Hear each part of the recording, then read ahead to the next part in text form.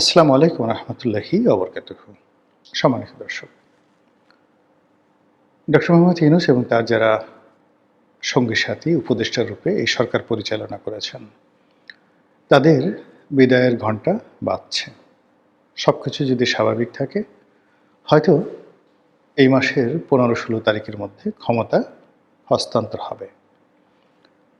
প্রধানমন্ত্রী রূপে তারেক রহমান সাহেব ক্ষমতা গ্রহণ করবেন। পরবর্তীতে পার্লামেন্ট গঠিত হবে বা যাকে বলা হয় মন্ত্রিপরিষদ গঠিত হবে, এরপর রাষ্ট্রপতি নির্বাচিত হবে এবং যদি ডক্টর মোহাম্মদ ইউনূস চান বা তারেক রহমান সাহেব চান এবং দুজনের মতের যদি মিল হয়, সেক্ষেত্রে হয়তো ডক্টর মোহাম্মদ ইউনূস রাষ্ট্রপতি হিসেবে দায়িত্ব পালন করতে পারেন, আবার নাও পারেন। আমার মতে না পারার সম্ভাবনাই খুব বেশি। এনিওয়ে, এখন যেটি বলার সেটি হলো, গত 17টি মাস ধরে আমরা অনেকেই ডক্টর মোহাম্মদ ইউনূসের সমালোচনা করেছি। আমি নিজেও তার অনেক সমালোচনা করেছি। তার হাসি নিয়ে, তার কথা নিয়ে, তার উইল ফোর্স নিয়ে, তার ভবিষ্যৎ নিয়ে স্যাটায়ার করেছি, ব্যঙ্গ করেছি, সমালোচনা করেছি। এর কারণটা হলো যে তাকে সবসময় উজ্জীবিত রাখার চেষ্টা করেছি। তাকে দায়িত্বশীল রাখার চেষ্টা করেছি। তখন অনেকে হয়তো বলার চেষ্টা করেছেন যে, রনি সাহেব এই সমালোচনা করছেন, ডক্টর মোহাম্মদ ইউনূস তাকে উপদেষ্টা বানাননি এজন্য। এগুলো নিয়ে আসলে বলার কোনো বিষয় নয়। উপদেষ্টা হওয়া, মন্ত্রী হওয়া, এমপি হওয়া, এটা অনেকেরই স্বপ্ন আছে। আমারও একটা সময় ছিল। কিন্তু যে জগৎ থেকে স্বেচ্ছায় চলে এসেছি বহু আগে, কেন এসেছি সেটা আমি ছাড়া আর কেউ জানেন না। আর সংসদ সদস্য হওয়া, উপদেষ্টা হওয়া, এমপি হওয়া, মন্ত্রী হওয়া, এগুলো ছাড়াও একটা মানুষ সমাজে বেঁচে থাকতে পারে সুন্দরভাবে।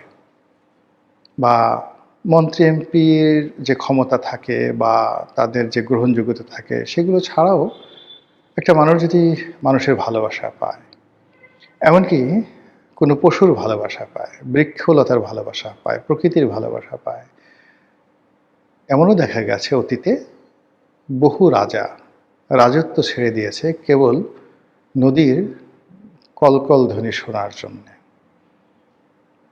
প্রাসাদ ছেড়ে চলে গেছে বনে পাখির কলতান শোনার জন্য। তো কাজেই যে যার মতো সমালোচনা করেছেন আমাকে বা আমার মতো অনেককে, সেটা তাদের ব্যক্তিগত বিষয়। আমি বা আমরা কেন এই সমালোচনা করেছি সেটা আমরা ভালো বলতে পারব।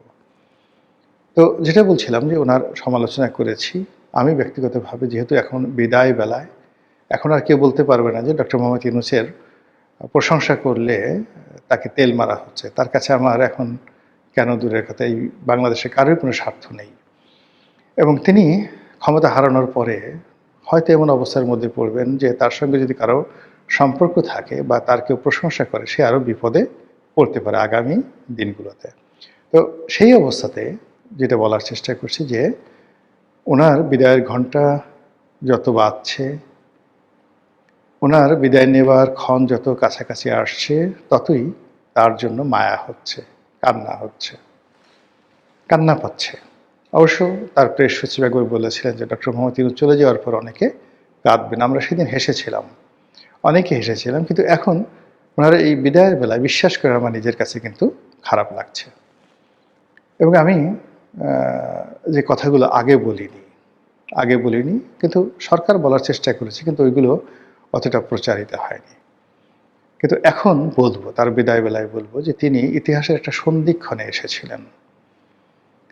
এবং ওই যে ইব্রাহিম সৈয়দ, মানে ওখানে মাওলানা ইব্রাহিম সাহেব, দেলোয়ার হোসেন সাইদি সাহেবের যে বিয়ে, একটু পাগলা টাইপের, অনেক সময় অলৌকিক কথাবার্তা বলেন।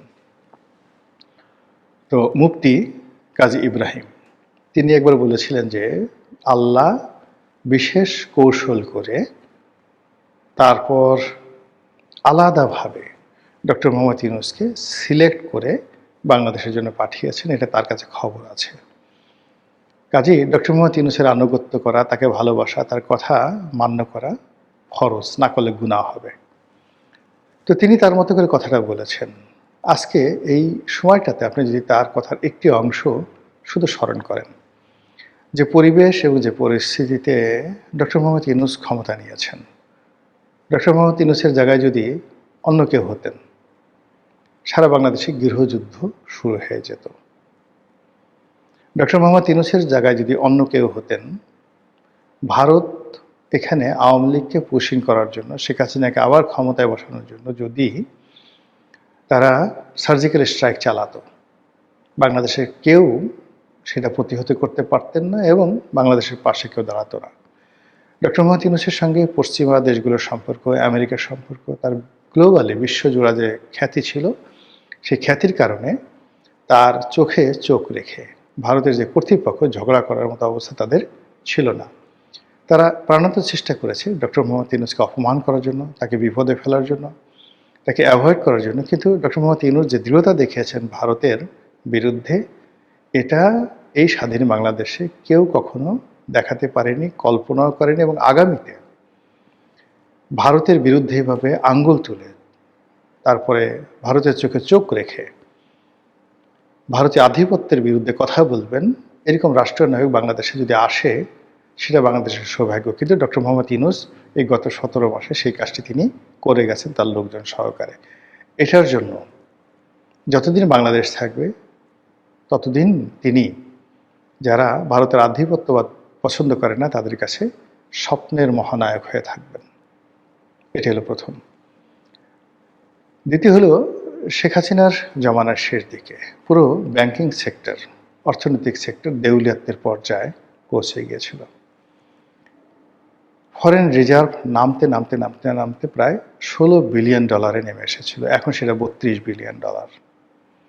এবং গত 17 মাসে তিনি যেভাবে ডলারের দাম স্থিতিশীল রেখেছেন 122 টাকা 23 টাকার মধ্যে, এটা তার একটা বিরাট সফলতা।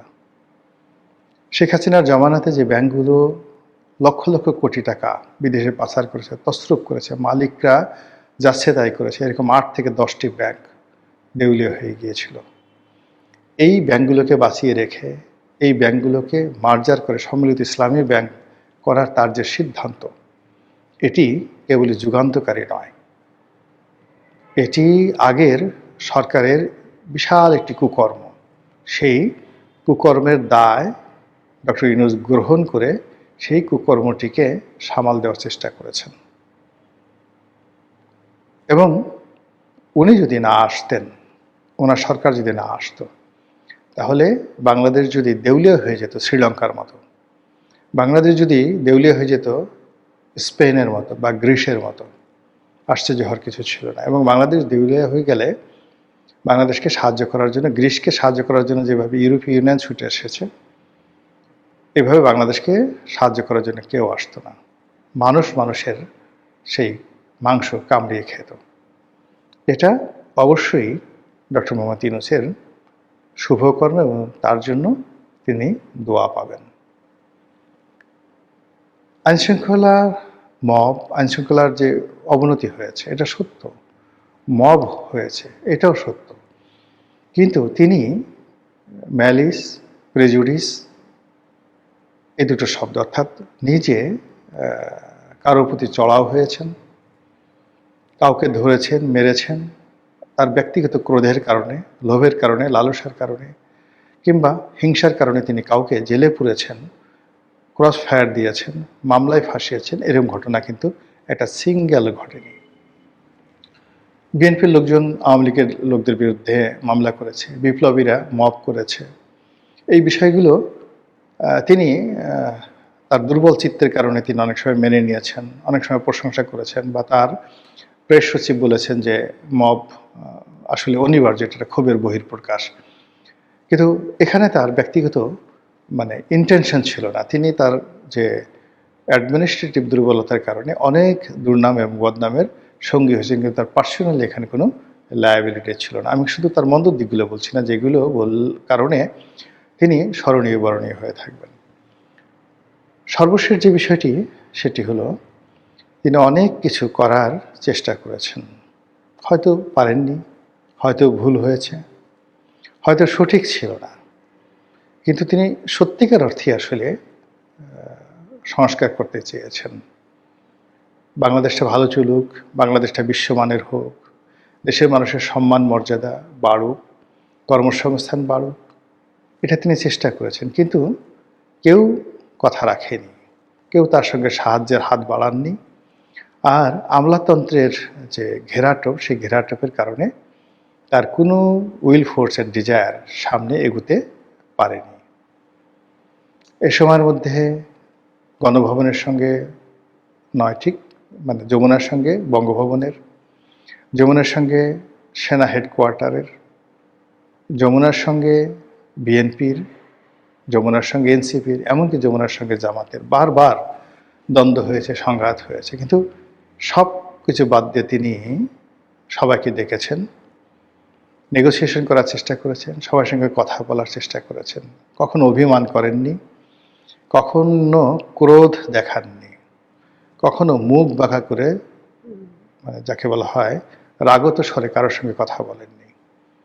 তিনি কথা শুনেছেন বেশি, বলেছেন কম।